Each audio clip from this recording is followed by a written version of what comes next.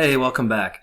I would like to first thank you for watching this video. If you're watching this video, you're probably well ahead of the curve when you're looking for information about these topics. So I'll just assume that you know the general gist of what I'm talking about, and I'll move on to connecting some of the dots that I found on my own.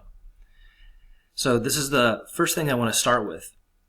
This is from the Department of Justice. It looks official. I don't know if it's been validated or verified. But it says that basically there's one of 22 investigations going on right now, and that this specific document talks about the very first one of the list, which deals with the FISA court warrants.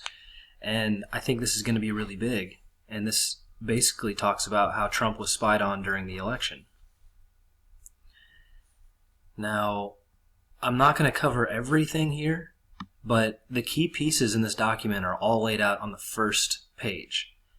And they say that the DNC was breached by Seth Rich.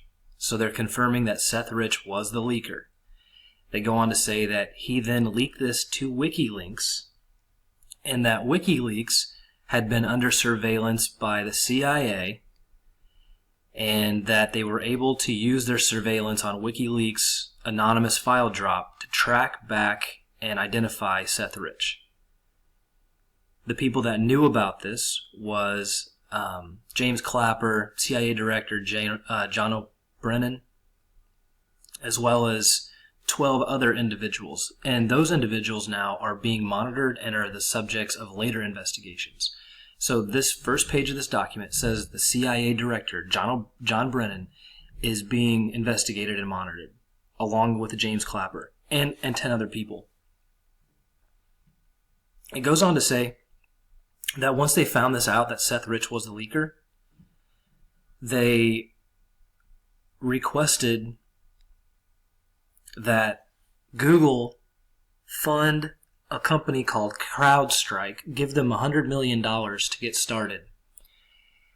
Then they used that information from that project, CrowdStrike, to create this, what we now know as the P dossier. And then they go on to say that they would tell the public, the official story would be that John Podesta's account was hacked by an elaborate phishing scheme. So that makes a lot more sense, because Google has really hard to break verification on their emails. This document is fantastic. It goes on to say that once they found out that Mr. Rich was implicated, they decided to make an example out of him, and they had gang members in the MS-13 gang perform a hit on him. So kill him in this neighborhood. And then I believe the document goes on to say, it's a 4-page document. I believe it goes on to say that the 2 people from the MS-13 gang that killed him were then themselves executed, to tie up any loose ends, I would imagine. So that's the big enchilada right here. Like, this is gigantic. This is huge, and this is, like it says, it looks like it's linked to these other investigations. Now, this is the woman that released it. Supposedly, I'm not sure. Her name's Sarah Carter. This is the first I've heard of her, but I'm sure she's very well known. And I believe she's a very good person for you to go follow on Twitter. Go follow this person. She knows her stuff, and she seems very honest. She's a very good reporter, I would imagine. But this is on her website from the 18th, just a few days ago. And it talks about the release of this. Now, on her Twitter account, let me go over to this. Her Twitter account right here had been compromised. So right now, just a couple days later, they don't have control. And this guy over here said, Red Pill Analytics says this is the CIA, not the Turks. They were after her direct messages. And this is what was posted on her account. But we all know this is fake. I mean, if you're a hacker group, why would you ever want to take responsibility for this stuff? I mean, the first thing you do is you post a fake. You point people to other places, you know. There's no way the Turks did this. And also, they wouldn't need to. So this guy says, the CIA was looking for the direct messages, so who she was talking about on the Twitter platform. But I don't think they needed it. And I'm not sure where to go on this one. Someone can write in the comments what they think more. I'm kind of lost in my thought here. But someone else pointed this out, Jeff Bunton. And he said, did they just change her handle from Sarah Carter DC to Sarah Carter TC? But I checked this, and it doesn't exist. This page doesn't exist. So it looks like maybe this guy called them out, and they replaced it real quick. I can't imagine why he would tweet this if that wasn't his observation at the time, unless it was an honest mistake. But what I found very interesting about his tweet is that her real handle isn't linked. Look at my cursor's not, but there's my hand, that's a link. Obviously it's, popping up. I'm zoomed in right now, really big. So there we go. Okay, so that shows his handle. That one doesn't have one on it.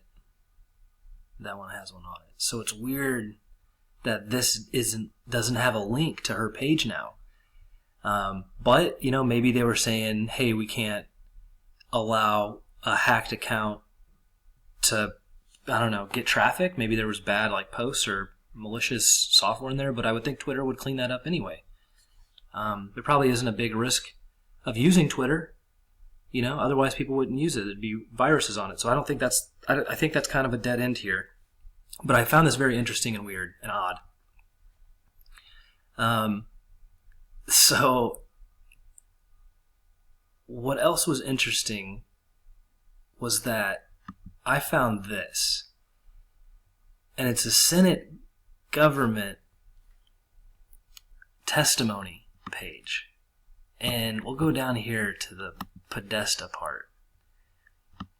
Okay, so look at this. So this is actual Senate testimony from Twitter, documented. And it says before the election, they detected and took activity relating to hashtags that had been reported as manifestations or efforts to interfere with the 26 election. So basically participating, in the media is now manifestations of effort to interfere. Incredible. So, for example, they said that when the Podesta emails hashtag took off, it originated with a WikiLeaks publication of this thing, the Seth Rich leak, and there was a series of 118 original tweets with the Podesta emails. I bet that was probably on their entire account over a long period of time, because this thing took off quick. And they say in the 2-month preceding the election, 57,000 users posted 426,000 unique tweets about this. So it was of great interest to the general public. Great interest. And it was important. It had to do with Clinton's whole campaign. So Twitter is saying that we suppress this information on our platform on purpose. And we don't apologize for it. We're actually telling you we did it. And we're not sorry. So this pops up, and then I saw this, and this is a new QAnon post from just like today, and this is on Reddit. So he's calling out Jeff Bezos, Mark Zuckerberg, Eric Schmidt, Jack Dorsey, Elon Musk, and Reddit CEO Steve Huffman. Okay, you ever go look at Steve Huffman? That guy, I don't know a lot about him, but people say that he's a cannibal and the blood rituals and human sacrifice and shit. He says it's just a general interest of his. He doesn't participate, but okay,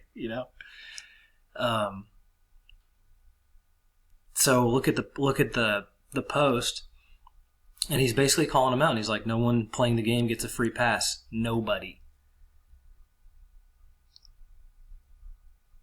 And Q right there is saying, I think that this is all related somehow.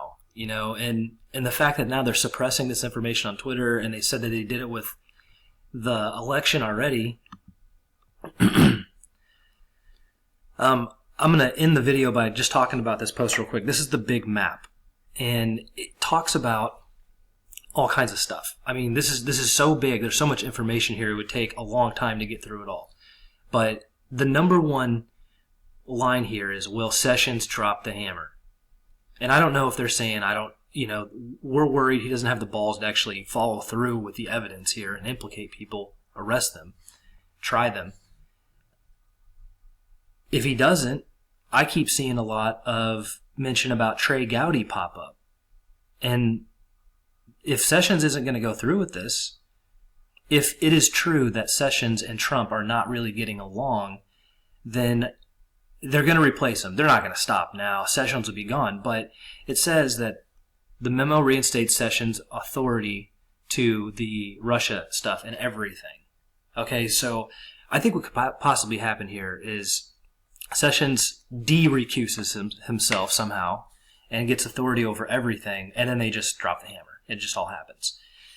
So I'll link this next page in the description. Come check this out. This is from Jerome Corsi, and he did a very thorough examination of this document. It's line by line that really talks about this in detail.